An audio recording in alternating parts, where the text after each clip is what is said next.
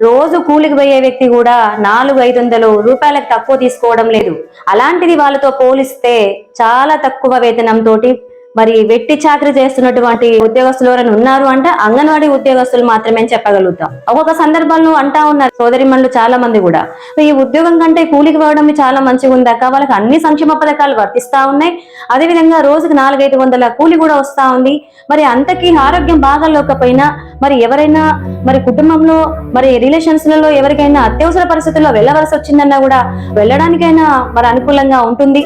కానీ ఎక్కడా లేకుండా ఒక బానిస బతుకుల్లాగా మరి ఒక అంగన్వాడీ ఉద్యోగి అని చెప్పేసి పేరుకు మాత్రమే ఉంది తప్ప మరి ఎలాంటి ఫెసిలిటీస్ లేకుండా మరి కనీసం ఒక ఆరోగ్యం పట్ల మన ఆరోగ్యం పట్ల కూడా మన శ్రద్ధ తీసుకోలేని పరిస్థితి.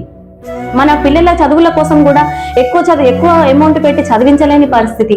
మరి కనీసం మన రిలేషన్స్ లో ఎవరికైనా అత్యవసర పరిస్థితులు ఆపద ఉంది అంటే కూడా వెళ్ళలేని పరిస్థితి. ఇలాంటి ఎన్నో ఎదుర్కొంటున్న అంగన్వాడీ ఉద్యోగస్తుల్లో మాత్రం రోజు కూలికి వెళ్లే వాళ్ళతో పోల్చుకుంటే చాలా వరకు కూడా వాళ్ళది బెటర్ గా ఉంది. అంగన్వాడీ ఉద్యోగస్తుల కంటే కూలికి వెళ్లే వాళ్ళదే మరి బాగుంది. అలా అయితేనే స్వేచ్ఛగా బతకగలుగుతాం.